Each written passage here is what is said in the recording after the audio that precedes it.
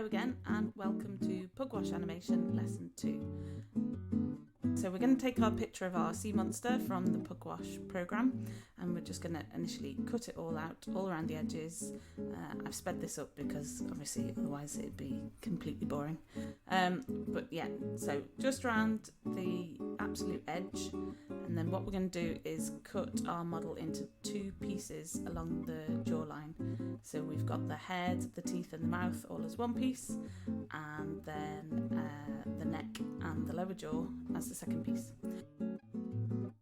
Our mechanism is going to be moving around a pivot from the top, as you can see now, using one of these, a split pin. If you haven't seen them before, they're really simple mechanisms. And we're also going to use this, which is awesome glue, which is called Yoo-hoo glue, which is basically perfect for all paper craft. So can heartily recommend it, although it's not particularly child safe. So if a child is using it, make sure you've got a well ventilated room and follow the instructions on the back of the pack.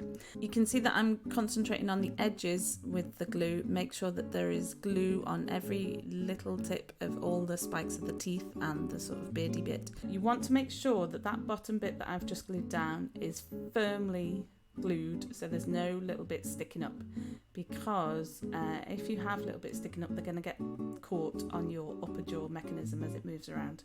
You can see I'm just drawing in the rest of the inside of the mouth. Now we've cut our model into two pieces and we're moving it. Obviously there's a white gap that shouldn't be there, so I'm just outlining where that should be and then colouring it in black so that when the mouth opens we've got a nice black continuation of the inside of the mouth. I'm now deciding where to put my pin. So what you do is you put your finger where you think you want the item to move around, a bit like a hinge of a door. So you put your finger and practice, see if it works. So I've decided that that is where I want my hole to be. That's where I want my pivot to be. So I'm going to get my split pin, put a hole in the page. I've got my split pin and pushed it through from the back and opened it up.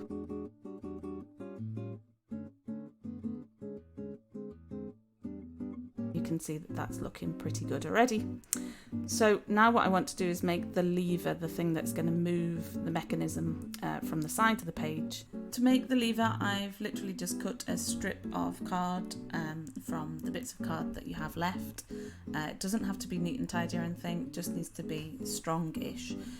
Once you've cut the lever, put a hole in the top in a similar way, then take your split pin back out of the page. You can see I'm putting the split pin first through the lever, then through the page from the back, come into the front and then open it up so that you can see it open at the front of the page. But I'm not pushing it too flat yet because I want to glue the upper head to the pin, but just to the pin. I don't want the upper head to stick to the page because then it won't move anywhere, it'll get stuck on the paper.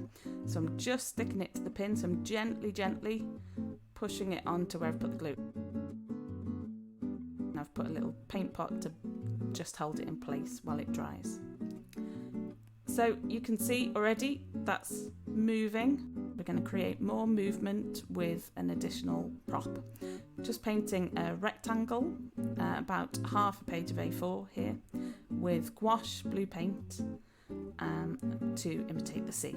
Then when it's dry, cut it into two long slices and glue it together in the middle, again using Yoo-hoo glue. Stick them together and just paint over the crack there so that you can't see the seam, the line where they're stuck together. Now I'm just taking a Posca marker and I'm putting a few little sort of wiggly worms, but they're supposed to make it look a bit more like the sea, and a few black wiggly worms as well. Just simple stuff. As you can see, if I pull that sea across the front of the page, it starts to give the appearance that the sea monster is moving forward. So here's a close-up. The longer you make your strip of sea, the further forward you can have your sea monster moving. And it really is that simple. Join us for the third lesson where we'll be doing some more advanced papercraft techniques.